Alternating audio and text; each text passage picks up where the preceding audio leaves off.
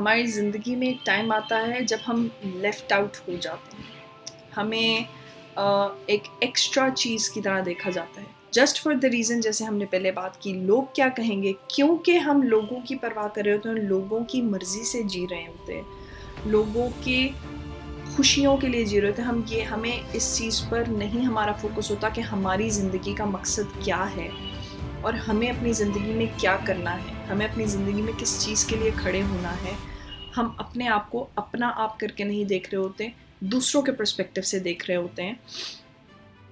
तो लोग हमें लेफ़्ट आउट फ़ील कराना शुरू कर देते हैं, जैसे एक बोझ की तरह समझते हैं, या फिर क्योंकि आप इन हालात से गुज़रे होते हैं कि आप खुला या डिवोर्स के पीरियड से गुज़र रहे होते हैं या सेपरेशन के पीरियड से गुज़र रहे होते हैं, आपके बच्चे होते हैं, या अगर आपके बच्चे नहीं भी हैं तो आप एक प्रोसेस से, एक टाइम से गुज़रे हैं, एक ज़िंदगी के प्रोसीजर से गुज़रे हैं। तो लोग आपकी तरफ देख के क्या कहेंगे, आपके घर वालों को क्या बात करेंगे, आपके करीबी वालों को आपके बारे में क्या बोलेंगे, आपको किस तरह से जज करेंगे, तो हमें वो चीज़ें इफ़ेक्ट करना शुरू हो जाती हैं। तो हम खुद अपने आप को भी उन चीज़ों से एक साइड पर रखने के लिए एक सेल्फ कॉर्नर्ड कर लेते हैं, और प्लस हमारे साथ हमारे ही अपने करीबी लोग, चाहे मैं फिर से बात करूं, चाहे वो हमारे क्लोज वंस हो, रिलेटिव्स हो, या इमीडिएट फैमिली हो, या जो भी आपको जानने वाले हैं, चाहे वो लोग हों, वो आपको पीछे छोड़ना शुरू कर देते हैं, नज़रअंदाज करना शुरू कर देते हैं कि अगर वो कहीं जा रहे हैं तो आपको साथ इस डर से नहीं लेकर जाते कि इसको साथ लेके जाएंगे, लोग 600 सवाल करेंगे, हमें उन सवालों के जवाब देने पड़ेंगे, तो लोग हमें अकेला छोड़ना शुरू कर देते हैं। गैदरिंग्स में हमें साथ नहीं लेकर जाना पसंद करते हैं। एक ऐसी चीज़ समझा जाता है कि शायद ये एक ऐसी चीज़ है कि इससे हमारी ज़िंदगी में पता नहीं क्या हो जाएगा अगर ये हमारे सामने आएगी, तो हमें पर्दे के पीछे रखना शुरू कर देते हैं। हमें उस पर्दे से किस तरह आगे आना है, हमें उस पर्दे से आगे अपने उस एक कदम से आना है, अपनी उन सोचों से, जो हमने मी टाइम तो कर लिया, हमने अपने साथ इनकांटेशन भी कर ली, हमने अपने अंदर अपनी स्टेट चेंज कर ली, अपना वो जज्बा भी हमने बढ़ा लिया कि नहीं, मैं कर सकती हूँ, मैं करूँगी, मैं मेरे अंदर ये एबिलिटी है, मैं ये करना चाहती हूँ।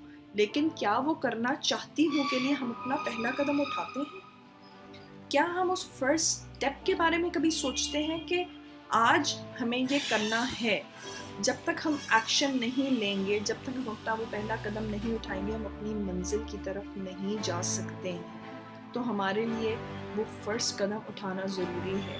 उस लेफ़्ट ओवर से, उस लेफ़्ट आउट फीलिंग से निकलने के लिए हमें ज़रूरी है कि हम अपनी शख्सियत को पहचान कर, अपनी ज़िंदगी के मकसद को पहचान कर अपने लिए खड़े हों, अपने लिए वो पहला कदम लें, और उस पहले कदम को हर उस अचीवमेंट वाली मंजिल, अपनी मंजिल की तरफ अचीवमेंट और गोल्स और उस सीढ़ी की तरह उसको इस्तेमाल करें कि हम अपने आउटकम्स को जो है वो पा सकें, हम उस तक पहुंच सकें, अपनी सक्सेस की तरफ पहुंच सकें।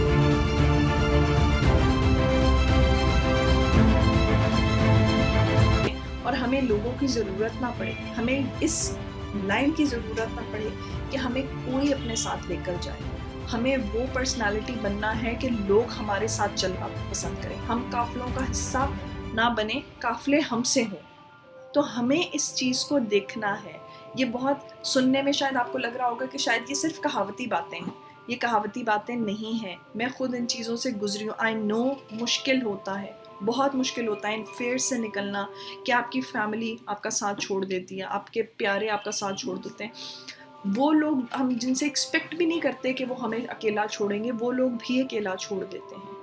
लेकिन हमें अपने लिए उठना है, हमें इन फेयर्स को ओवरकम करना है, अपनी आइडेंटिटी ढूंढनी है और हमें अचीव करना है।